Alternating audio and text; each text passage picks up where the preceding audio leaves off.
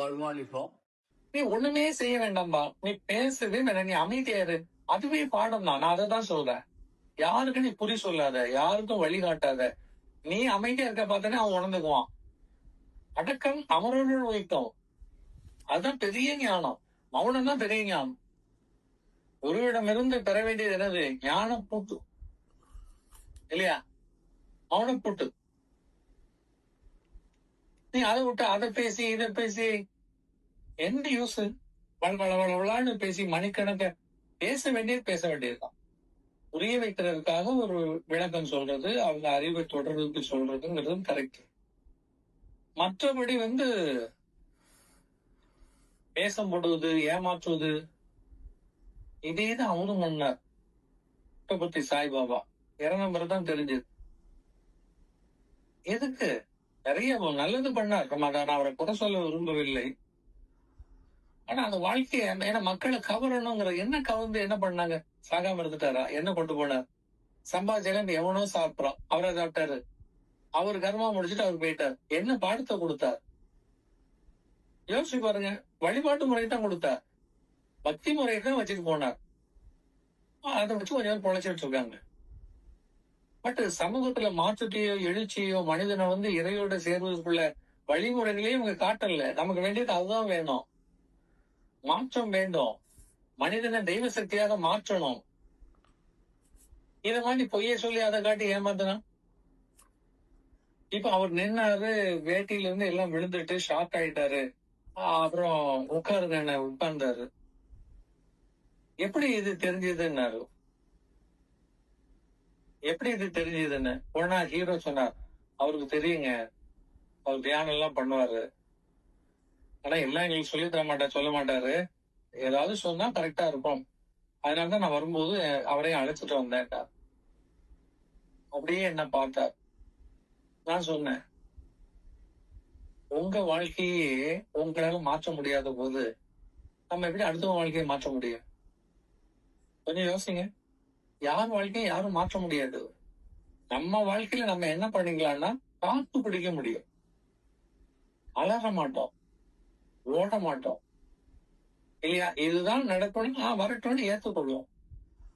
அந்த ஃபேஸ் பண்ணக்கூடிய கெப்பாசிட்டி தான் வேணும். இப்ப நீங்க பணம் சம்பாதிக்கிறதுக்காக தான் வந்துருக்கீங்க. எல்லாம் பணம் கொடுக்குறாங்க. இந்த பணத்தினால உங்க பொண்ணை இப்ப நீங்க காப்பாற்ற முடியுமா?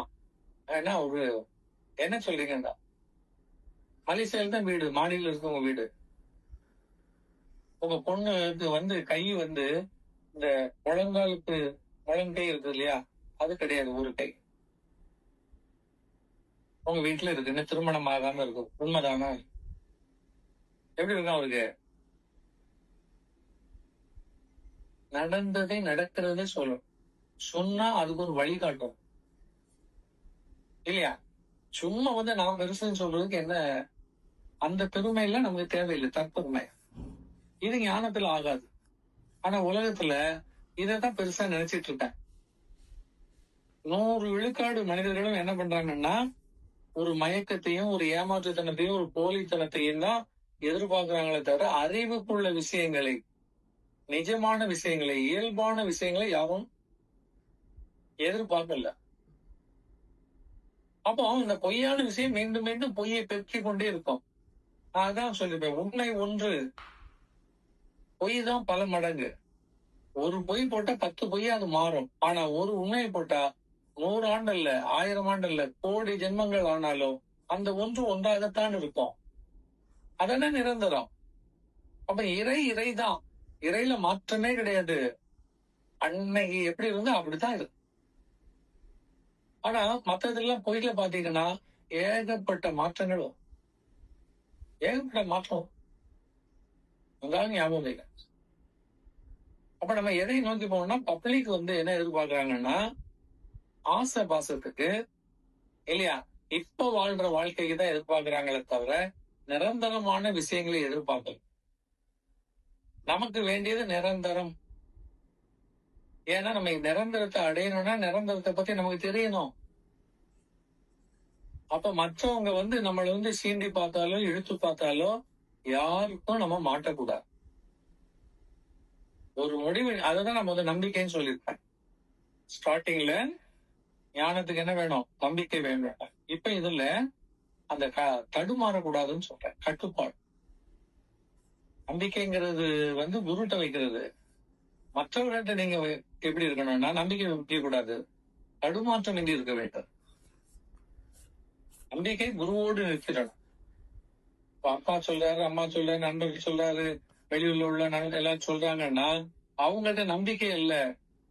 நீங்க எப்படி இருக்கணும்? தடுமாறாமல் இருக்க வேண்டும். அதை தானே சொல்றேன். எங்க போய் நம்பிக்கை வச்சுட்டு இருக்கோம்? அப்ப நம்பிக்கை குருவோடு நிறுத்தி விட வேண்டும். அதான் ஒன்றென்று இது. தெய்வம் ஒன்றென்று அதோட முடிஞ்சது. உயர் செல்வம் எல்லாம் அன்றென்று பட்டத்தை கொடுக்கிற மனசே உனக்கு இது உபதேசம். அவர் மனசுக்கு இல்ல, மனசுல வாழக்கூடிய மனிதனுக்கு சொன்னார். அப்ப ஞான பயணத்தில் இது ரொம்ப முக்கியம். இதுதான் தேவை. அதான் முதல்ல சொன்னேன். ஒரு பஸ்ல எங்க கிளம்புறதோ எங்க போறதோ அதுல போட்டிருக்கோம், அங்கதான் அந்த போய் நிக்குங்கிற மாதிரி நாம என்னைக்கு பிறந்தோமோ என்னைக்கு இறங்க போறோமோ அந்த இறப்பு டேட்ல உடம்ப போட்டுருவோம். ஆனா இறங்கி எங்க போறது? பஸ்ல இருக்க முடியாது. பஸ் விட்டு இறக்கியாச்சு, உடம்பு போயாச்சு. அப்ப அந்த உயிர் எங்க? மீண்டும் உடம்பு எடுக்கிறதுதான். இதே மாதிரி பிறவியை தேடணுமா? மீண்டும் மண்ணுக்கு வரணுமானா வேண்டவே வேண்டாம். இங்கதான் திருவள்ளுவர் அடிச்சு சொல்வார், வேண்டுங்கால் வேண்டும் திறவாமை, மற்றது வேண்டாமல் வேண்டும். இதுக்கு மேல் ஒரு உபதேசமே இல்ல. இதுக்கு மேல் உபதேசமே கிடையாது. எவ்வளவு டாப்ல போய் சொல்ற பாருங்க, வேண்டுங்கால் வேண்டும். நீ இந்த மண்ணுல ஏதாவது வேண்டணும்னு ஆசைப்படுற, வேண்டித்தான் ஆகணும்னு நினைக்கிறேன்னா என்ன வேண்டணும்னா பிறவாமையை கேளுங்கிற.